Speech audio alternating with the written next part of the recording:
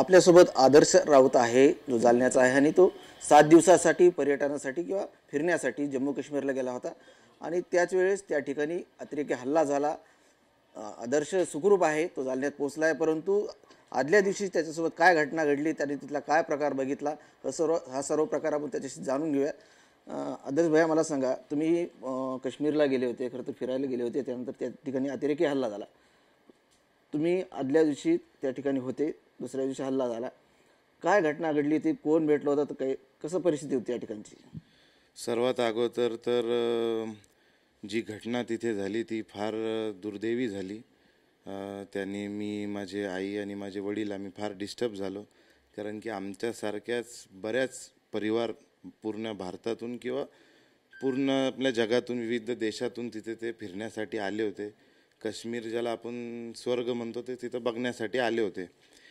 आम्ही 20 तारखेला आम्ही श्रीनगरला होतो आणि 21 तारखेला आम्ही पहलगामसाठी श्रीनगरवरून निघालो 11:30 वाजता।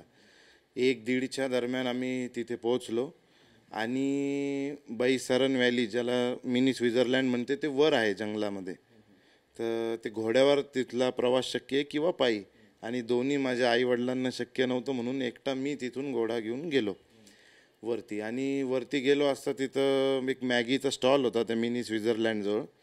तिथे मी मॅगी खात असताना 5-6 लोक तिथे म्हणजे तिथे त्या स्टॉलवर आले आणि मी ते तिथं बसलेलो होतो, मॅगी खात होतो। तर त्यातल्या एक व्यक्तीने मला विचारलं, किंवा तुम्ही काश्मीरी आहात का? मी म्हणलं नाही, मी तर इथलाच आहे।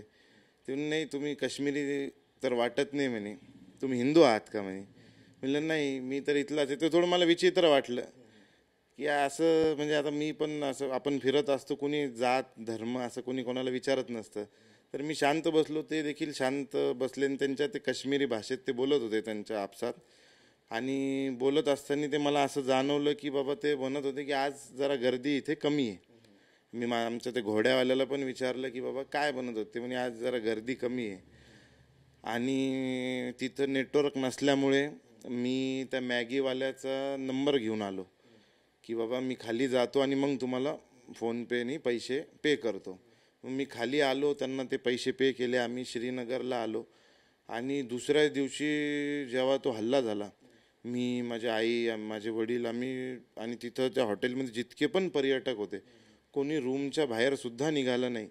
आणि इतकं तणावाचं वातावरण होतं, कारण इतक्या हेवी सिक्युरिटीमध्ये तशी घटना होणं तर आमच्यासाठीच फार शॉकिंग होतं ते। आणि मग 1-2 दिवसानंतर जेव्हा ते फोटो एजन्सीजनी रिलीज केले, त्यावेळेला मी माझ्या वडिलांना सांगितलं की बाबा यांनी जे फोटो रिलीज केले याच्यातला एक व्यक्ती मला तिथे बोलला, मॅगीच्या स्टॉलवर किंवा तुमची चौकशी करत होता, धर्म विचारत होता, तो त्या फोटोमध्ये आहे। हो।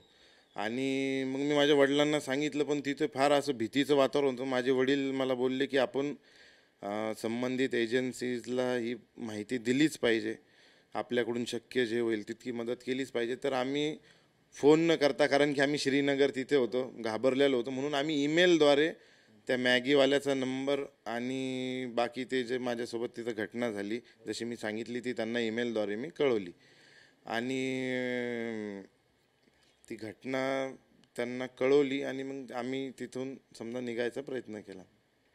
तुम्ही सुखरूप घरी आहात, परंतु आता भीती वाटते का त्यावेळेस जे बघितलं तुम्ही त्या ठिकाणी, जे अनुभव आला, की तसं तुम्हाला आदल्या दिवशी ते लोक भेटले, परंतु दुसऱ्या दिवशी ती घटना घडली, त्यामुळे नक्कीच भीती तर वाटते।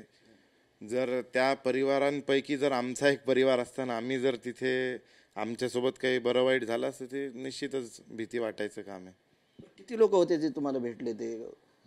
ते 5-6 लोक होते, त्यातला एक व्यक्ती जे त्यांनी रिलीज केलाय फोटो, ते मला तिथे बोलले आहे असं मी त्यांना माहिती दिलेली आहे एजन्सीजला। आदर्श नातेवाईक आहेत, आदर्श सुखरूप घरी पोहोचला, त्यांनाही विचारा, आदर्श सुखरूप पोहोचलाय। खरं तर घडलेली घटना दुर्दैवी आहे। घडलेली घटना नक्कीच दुर्दैवी आहे।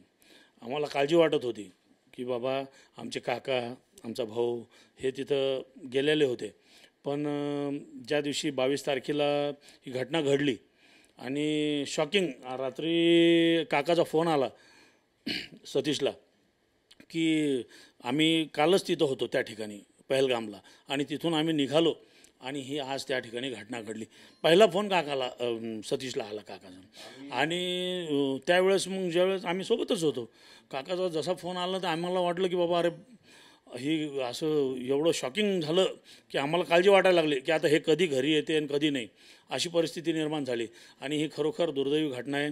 याची आम्ही या ठिकाणी निषेध करतो आणि इथून पुढं नक्कीच आपली सरकार या गोष्टीची काळजी घेतील, तिथं त्या ठिकाणी सिक्युरिटी वाढवतील. पण एक गोष्ट मी आपल्या TV9च्या माध्यमातून आवर्जून या ठिकाणी सांगू इच्छितो की आम्ही अशा गोष्टीला घाबरणारे नाही आहे. आम्ही हिंदुस्थानी आहे आणि आम्ही ह्या गोष्टीला भीक घालत नाही. तुम्ही किती जरी हल्ले केले तर आम्ही ह्या श्रीनगरला आणि पहलगामला आल्याशिवाय राहणार नाही. आम्ही मोठ्या प्रमाणात सगळ्या भारतीयांना या ठिकाणी आव्हान करतो की आम्ही श्रीनगर असो, पहलगाम असो, अमरनाथ धाम असो, आम्ही सतीश भाऊनी आम्ही 3 वेळेस या अमरनाथ यात्रेला गेलेलो आहे आणि इथून पुढेही ज्या वेळेस संधी भेटल आम्ही नक्कीच अमरनाथला जाऊ आणि ह्या आशयाला भीक घालत नाही. यांनी किती हमले केले तर आम्ही हिंदुस्थानी आहे, आम्ही दाखवून देऊ भारत माता की.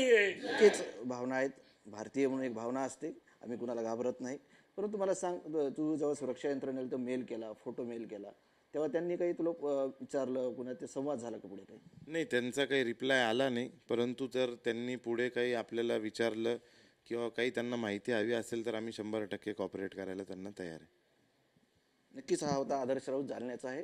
पहलगामला फिरण्यासाठी गेला होता, परंतु ज्या दिवशी हल्ला झाला त्याच्या आदल्या दिवशी आदर्शला तिथले काश्मीरी भाषेत बोलणारे काही लोक भेटले असं त्याचं म्हणणं आहे. आणि जो सुरक्षा यंत्रणेनं फोटो रिलीज केलेला आहे तो फोटो मधला माणूस त्याला भेटला होता असं त्याचं म्हणणं आहे. आता सुरक्षा यंत्रणेनं आदर्शशी अजून काही संपर्क केलेला नाही, सुरक्षा यंत्रणा संपर्क करतील. पण आपण सध्या तरी आदर्शच्या आणि त्यांच्या परिवाराच्या भावना पाहिलेत. आम्ही घाबरत नाहीत, आम्ही पुन्हा पहलगामला जाऊ, अमरनाथला जाऊ, अशा त्यांच्या भावना आहेत. कॅमेरामन अमित आडेसह संजय सरोदे, TV9 मराठी, जालना.